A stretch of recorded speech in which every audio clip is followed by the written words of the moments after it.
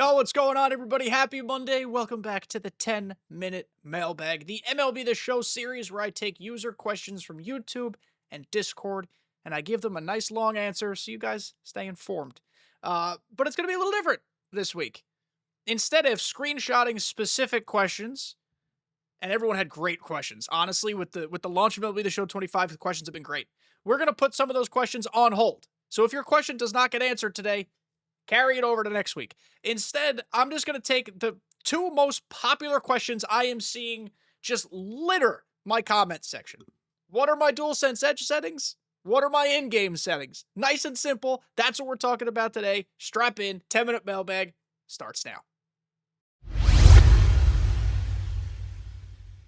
So there will still be 10 minutes on the clock. That's not changing. We just won't have questions popping up like we normally do. So we're going to get started. All right, 3, 2, 1, begin. We are starting off with our DualSense Edge settings. That is clearly the most popular question I keep getting everywhere. People see me change my profiles all the time, and they either go, hey, what does that mean? Or, hey, what are your settings? So first things first, the DualSense Edge controller is this. It is not for everybody. It is a $200 controller. For someone who plays this game as much as I do, I create content, I can justify the cost and its benefits. Not everybody can do that, just because it might not be worth it for everybody. So, you know yourself better than I know you. Make your own judgment there. But to change the settings, we're highlighting settings on top of the home screen on the PlayStation right here. So settings. We're going to go down to accessories, which if you own this controller, you probably already know this. I'm just doing this step by step anyway. We're going to the DualSense Edge wireless right here, custom profiles. So I have two aptly named custom profiles, hitting and pitching. Pitching is the easy one to start at. I haven't changed anything. Pitching is basically just what it is. That's it. Pitching is pitching. Pitching is my default. I guess I have a -2. Maybe. I thought I had it on default, but I suppose not. Yeah, I'm actually kind of confused by that. I might have to go back in and set that. Hold on. Right stick. That's what you pitch with. It's on steady. It's on -2. It's on 10% dead zone. Didn't realize that. Use that. Sorry, this is a little zany one, I guess. But we'll go back and do hitting, because hitting is the one most everybody cares about. You can, generally speaking, do your pitching with a standard stick. You don't have to touch it. Hitting is the one why most people buy the DualSense Edge, because it gives you sensitivity control on your left stick, your PCI stick. And as we all know, MLB The Show does not let you adjust PCI sensitivity within its own settings, so we have to do it outside of that. Left stick, I have it set to quick, 0% curve adjustment, 4% dead zone adjustment. This is not a one-size-fits-all. You will play differently than I play. For me, this works. I have had dead zone adjustment go as high as 8%. I kind of just stuck with 4. Truth be told, it's more of a how am I hitting today type of thing. And if I'm frustrated with how I'm hitting, I go in and I tinker. But if everything is going right, generally speaking, this is the setting I'm on. Left stick, quick, 0% curve adjustment, 4% dead zone adjustment. I did not do any custom mapping. I didn't do any trigger dead zone crap. I did not change anything. X is still what I swing with. Some people have thought about changing it to the paddles because the paddles respond faster in terms of like input delay. That might be true, but then it's a whole new way of training yourself to hit, because we're also accustomed to hitting the X button, or in some instances the power button on square or the contact swing on circle. For me, it's just easier to keep it on X. I'm still very confused by this pitching thing, because is it the same as the default profile? I guess, well, I don't know. I don't know. Right now we're on the hitting one. Let's go to the default one. Still can't change it. Let's go to the pitching one. I mean, I'm so confused by this. I have not changed that. I don't know. I don't know. Whatever. Copy it if you want. I think you can leave your pitching stick alone. But let's... Oh, this is a zany one today, boys and girls. I'm sorry. Let's get to the in-game settings, because this is valuable for a lot of people, too. Okay. So, in-game settings, you're going to go to settings in the top right corner. of the home screen, go to settings. We're going to walk through everything. Again, you might not agree with everything I have set up, especially when it comes to audio and video. Remember, I create content on this. Nice pull, Corey Seager. Look at him.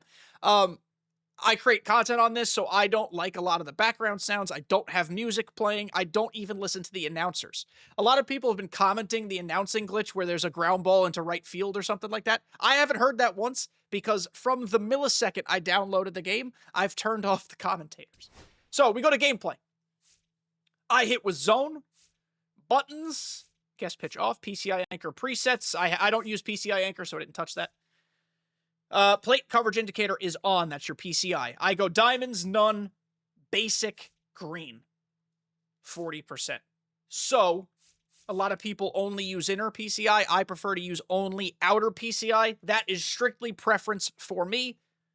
The outer PCI being on makes me see a larger area. A lot of people say aim small, miss small, and that's why they use the inner PCI and not the outer. For me, mentally, I flip it. I just prefer to have the outer. That's why some people ask, what difficulty are you playing on? Your PCI is huge. I get it, but it's because I'm only using outer. I've always been comfortable that way. And 40% opacity, I don't need to see the PCI screaming at me. I actually feel like the higher you go, the more chance you have of accidentally, like, disrupting your sight line of the ball. So I just leave it at 40. It's enough for it to be there. Works for me. Base running interface, analog select. There's some new base running here for the player lock base running. Move it to fixed analog. I have found it very difficult to use the new base running. Auto base running off, auto sliding off. Pitching, we use pinpoint. We use pitch trail. CPU pitch suggestion is off. I don't even recall that being a thing. Fielding, we use buttons. We use showtime, that's just there. Throw canceling's on. Track ball is the blue line as opposed to the actual baseball when you camp under a fly ball. I don't know why I like the track ball. I just kind of do. So we leave it there. All these things are fine. Auto fielding's off. Haptics is if you like vibration. For general, competitive, Hall of Fame, we just leave that there. I turn tutorials off. If you didn't know, you could do that. You're probably past most tutorials at this point, but I turn them off. Fielding aids off. Decisions, auto bullpen warm-up is on, which means you do not have to warm up your bullpen, and it's great. In-game pitcher warm-up is off. Turn this off. If you play offline and you bring in a reliever, it's going to ask you to warm them up. You probably don't do that. You could just skip that entire section, that whole process, speed up your offline play. Turn that off. Auto defensive shift. Turn off your shifts. I understand real baseball, you need shifts. This ain't real baseball. People like to think that it is. It's not. It is a video game. It is a simulation, but not a real-life simulation. It is a home run factory simulation. Turn off your shifts because the player at the plate, generally speaking, is not in control of where they hit the ball. You are, or your opponent is. Umpire accuracy, perfect. LOL. Online, they're not, but this is an offline thing. Pitch clock on, injuries on. None of this is relevant to me. This is all offline. Miscellaneous wind off. In offline gameplay, you can turn the wind off. So do that. Turn it off. Quick CPU pitching on. Speeds up your offline play. Post game on. Yeah, sure. Camera. Everybody's going to be different with this. I've been using Strike Zone 2 to hit. It's been working well for me. Some people do Strike Zone. Some people do Strike Zone High. Strike Zone 3 a little less so, but that might work for you. If you play offline and you prefer to see the entire batter, Strike Zone 2 is probably not going to be for you. In-play view is a medium. Defense pitching view. Everyone asks me, what's your pitching view? It's called pitcher. You can see from directly behind the pitcher. I know a lot of content creators or a lot of competitive players have their pitching and hitting views essentially the same. It's so they can see more pitches. I've always liked seeing it from the pitcher's perspective, and I also think it's better for the viewer if it's from the pitcher's perspective, personally. So I leave it there. Medium fielding view. I don't know what these do, so I didn't touch them. Not going to lie to a soul. And then display. Ambush hitting controls off. It doesn't mean you can't ambush. I just don't want to see the controls. Batting controls. Minimal display.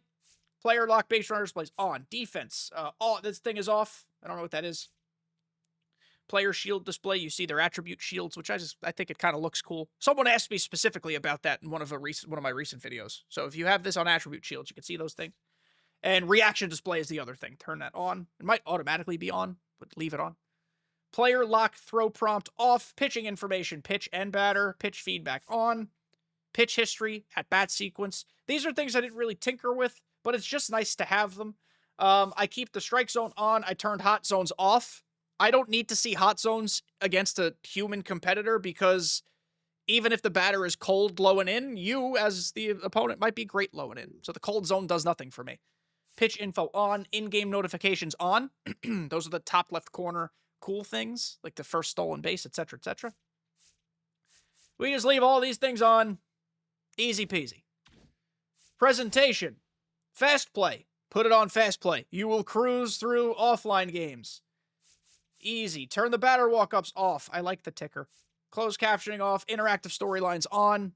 Cool. And then audio video. This is going to be the big one. This is what my sound is. Commentary all the way down. Road to the show all the way down. PA volume all the way down. Music volume all the way down. Sound effects volume. Crank it up. I like hearing the crack of the bat. Crowd volume. A little bit. Not too much. Movie audio all the way up. I think that's just for storylines. What is defensive music, by the way? Because it said music, I turned it off. I didn't want to get copywritten, but who knows what that actually is. And then mode specific. I don't think these matter much to many people because I don't play these. If you play franchise, these things mean a lot more to you. You can set it so your lineups and rotations are always manual and not auto done. Perhaps that's important to you, so you would turn that to manual. 40-man roster. Like you can set everything to be manual so the computer doesn't mess up any of your things. So perhaps that's actually for the best. And look at this. Challenge of the week. We're going to turn that on. I want to see the leaderboard. So yeah, this mailbag went a little bit longer. We had a little snafu with our pitching settings, which I might go re-examine. But these are my settings. What do you think? It's important to know, and I'm going to reiterate it, and I said it before, everybody plays this game differently. Everybody has different deficiencies in their PCI placement, which is why your DualSense Edge settings might be different than mine. By the way, if you are interested in purchasing a DualSense Edge, I do not have Sony codes. I am not an incredibly large creator, but there is an Amazon link in the description below. It is an affiliate link, which means if you do purchase one, I will get a small kickback that comes at zero extra cost to you. It is still the same price as it normally would be. I just have to fully disclose that because I am an honorable gentleman. But that's going to be it for this 10-minute mailbag. I hope you guys like the content. Stay tuned all week. We've got videos every single day this week. Strap up, hit subscribe. Love you guys. See you next time.